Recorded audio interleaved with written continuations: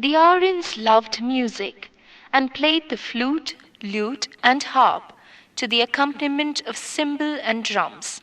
They used a heptatonic scale. There are references to singing and dancing and to dancing girls. People also delighted in gambling. They enjoyed chariot races. Their dress consisted of two garments covering the upper and lower parts of the body. Both men and women wore ornaments. Economy.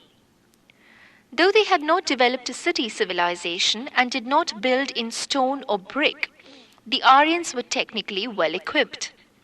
Their bronzesmiths were highly skilled and produced tools and weapons much superior to those of the Harappa culture.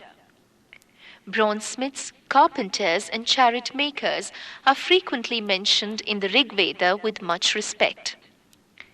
At the time of the composition of the Rig Veda, the process of smelting iron was hardly known outside Anatolia, where the Hittite kings tried to keep it a secret. Only at the very end of the second millennium BC did the use of iron begin to spread widely over the civilized world, and it is very unlikely that it reached India before this time. As might be expected of a people without cities, the Aryans followed a mixed economy, pastoral and agricultural, in which cattle played a predominant part.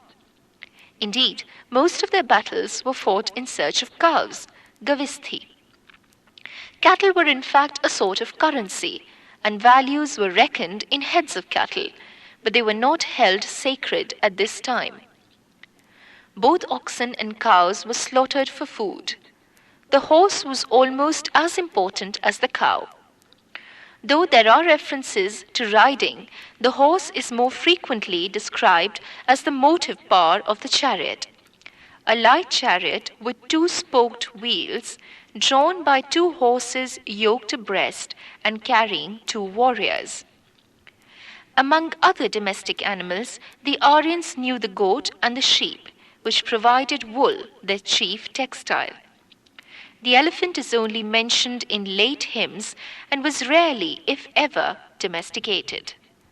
A divine bitch, Sarma, plays an important part in a legend, but the dog did not mean as much to the people of the Rig Veda as it did to a kindred Aryan pastoral people, the ancient Aryans, who made it a sacred animal. Agriculture, though important, seems to have been looked on as a rather plebeian. Only one word is used for corn, yava, which later meant barley, but at this time period may have implied all species of cultivated gram. There are references to ploughing, reaping, and irrigation, and to different seasons. In Mesopotamia, the silver shekel, though unstamped, served as a means of exchange, but the Aryans relied for their unit of value and means of barter on the cow. The nishka, a term later used for a gold coin, is also mentioned as a sort of currency, but at this time it was probably a gold ornament of some kind. There is no mention of a regular class of merchants or money lenders, though indebtedness is sometimes referred to. Poetry of the Rig Veda. The art of poetry was in full bloom, as is evidenced by the splendid collection of lyrics known as Rig Samhita, which consists of hymns in praise of different gods. The total number of hymns is 1028. These are grouped into 10 books termed ashtakas or mandalas, containing hymns of 8 and 10 verses respectively, which were recited by priest-styled hotris or reciters. There are altogether 10,600 verses. The old hymns are chiefly to be found in the family books 2 to 7, each of which is ascribed to a particular family of seers, rishis, Grita Samada, Visvamitra, Vamadeva, Atri, Bharadwaj, and Vashishtha. Book 8 is ascribed to the Kanvas and Angirasis. Book 9 is dedicated to Soma. The latest parts of the collection are to be found in books 1 and 10. Religion. The Aryans personified the natural forces and looked upon them as living beings. The most important divinity was Indra, who played the role of a warlord, leading the Aryan soldiers to victory against the demons. 250 hymns are devoted to him. He was regarded as the rain god. The second position was held by Agni, fire god, to whom 200 hymns are devoted. The oblations offered to Agni were supposed to be carried in the form of smoke to the sky and thus transmitted to the gods. Varuna personified water and was supposed to uphold the natural order. Soma was considered to be the god of plants. The Maruts personified the storm. We also find some female divinities, though not very important, such as Aditi and Ushas, who represented the appearance of the dawn. Gods were mainly worshipped through the recitation of prayers and offering of sacrifices. Every tribe or clan had a special god to worship. Vegetables, cereals, etc. were offered in sacrifices, but without any ritual or sacrificial formulae. No particular words were assigned any magical power. Worship of gods was not meant for spiritual uplift or moksha, but for praja, children, pashu, cattle, food, wealth, health, etc., that is, for material prosperity. The early Vedic religion is also known as henotheism, a belief in single gods, each in turn standing out as the highest. It has also been described as the worship of nature. Another important feature was the tendency towards monotheism and even monism. The use of material objects as symbols of deities was perhaps not altogether unknown. Regarding life after death, the Rig Vedic hymns have no consistent theory. Aryan expansion. In the later Vedic period, 1000 to 600 BC, the Aryans spread out from their early settlements in Afghanistan and Punjab to the Ganga-Yamuna Doab. Towards the east, the Aryans penetrated into Kosala, Kashi, Videha, Magad, Anga, etc. The Kurus and the Panchalas were the leading Aryan tribes. References to the Andhras and the Pulindas prove the emerging Aryan contact with the south. In the beginning, they cleared the land by burning, later with the use of iron tools, which became common by 1800 BC.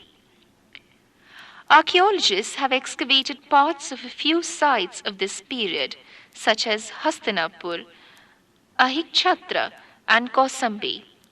The town of Hastinapur was almost completely destroyed by flood at the end of its existence, and little remains but shreds of painted grey pottery, a few copper implements, and traces of houses of unbaked bricks. Kausambi has produced similar pottery, a little iron, and remains of a well-made city, well faced with burnt brick.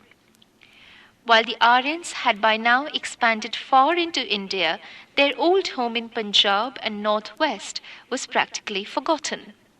Later Vedic literature mentions it rarely, and then usually with disparagement and contempt, as an impure land where the Vedic sacrifices were not performed. It may have been once more invaded by Indo-Iranian tribes who did not follow the orthodox rites. Later Vedic age, polity. The king's power increased. He now ruled over kingdoms rather than over nomadic tribes. Tribal character was not wholly lost, but the kings established permanent capitals and a rudimentary administrative system. The old tribal assemblies of the Rig Vedic times were still extant, but their power was waning rapidly. And by the end of this period, the king's autocracy was limited only by the power of the Brahmins, tradition, and public opinion. At places, the old tribal organizations adapted themselves to the changed conditions, and Ganas or tribal republics, like those of the Sakyas and the Lichavis, survived for many centuries in outlying districts. However, political divisions based on kinship were giving place to those based on geography. If the popular assemblies had lost power, another element in the state was rising in influence. The Ratnins, or jewel bearers, the relatives, courtiers, and palace officials of the king. These elements became so important that at the king's consecration, special sacrifices were performed to ensure their loyalty. The list of Ratnins included the Purohit, Senani, Chamberlain, royal charioteer, Samgrahitri, the treasurer, Bhagadugha, revenue collector, etc. Royal pretensions were supported by grand royal sacrifices like Rajasuya, Vajapya, Ashwamedha, etc. The judicial machinery had crystallized. Death penalty was still absent. The king now lived on taxes, not voluntary tributes. A standing army was still absent, and according to one ritual for success in war, the king had to eat along with his people from the same plate. Society. The fourfold division of society became clear. The power of the Brahmins increased so much that they sometimes came into conflict with the Rajnayas for supremacy. But when the two upper orders faced the lower order, they would make up their differences. However, the Vaishyas, along with the Brahmins and Rajnayas or Kshatriyas, were entitled to Upanayan, or investiture with a sacred thread. The Shudras were deprived of this ceremony. Certain sections of artisans, such as Rathkar, chariot makers, enjoyed a high status and were allowed Upanayan. In the family, father's power increased, and he could even disinherit his son. In princely families, the rule of primogeniture was being consolidated. Women's status deteriorated. The institution of Gotra appeared. People began to practice Gotra exogamy. Of the 4 ashrams or 4 stages of life, only 3, Brahmachari, Grihastha, and Vanaprastha, are mentioned. Economy. By now, the Aryans had nearly all the equipments of a civilization of the ancient type. Whereas the Rig Veda speaks only of gold and copper or bronze, the later Vedic texts also mention tin, lead, silver, and iron. The elephant was tamed, though little used in war. The Aryans now cultivated a large range of crops, including rice, and they understood something of irrigation and manuring. Specialized trades and crafts had appeared.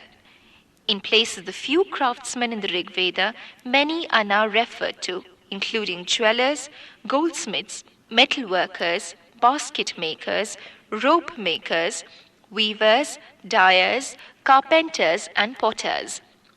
Various types of domestic servants are mentioned, and a rudimentary entertainment industry existed with professional acrobats, fortune tellers, flute players, and dancers, while there are also references to usurers and merchants. Still, there is no mention of coined money or writing. After a break of many centuries, Indian merchandise was again finding its way to Mesopotamia. Pottery of later Vedic age. The later Vedic people used 4 types of pottery: black and red ware, black slipped ware, painted grey ware, and red ware. The last type of pottery was most popular with them and has been found almost all over western UP. However, the most distinctive pottery of the period is known as painted grey ware, which comprised bowls and dishes used either for rituals or for eating by the upper classes. Philosophy and literature of later Vedic age. The corpus of later Vedic literature comprises the later three Vedas, Sam, Yajur, and Atharva. The Brahmans, the Aranyakas, and the Upanishads, all written during the 1000 to 600 BC. The word Veda is derived from the word Vid, that is to know. Thus, Veda means knowledge or wisdom. Together with the Rig Veda, the whole corpus of Vedic literature is termed as Shruti, that is, not written by man but revealed to certain seers by God. However, the Aryan literature also includes the 4 Upaveds and the 6 Vedangas, together termed as the Smriti literature, that is, not divine in nature but written by ordinary mortals. Vedic literature can be divided into 4 groups. First, there are samhitas or collection of hymns, prayers, sacrificial formulae, etc. The Rig Veda Samhita is the oldest and the most important. The Sam Veda Samhita consists of 1,549 hymns, of which all but 75 are found in the Rig Veda Samhita. Its hymns were used for singing at sacrifices. The Yajur Veda Samhita consists partly of hymns and partly of prose, containing sacrificial formulae. It is divided into white Yajurveda and black Yajurveda. The Atharva Veda Samhita, the latest of the Vedas, is a book of magical formulae, and its hymns deal mainly with charms and spells to control demons and spirits. It is divided into 20 books and contains about 731 hymns. Second, the Brahmanas are notes in prose, and they explain the origin and meaning of the various hymns of the Samhitas. The Aitarya and Kaushitaki Brahmanas are assigned to the Rig Veda. Tandya and Jaiminya Brahmanas to the Samveda.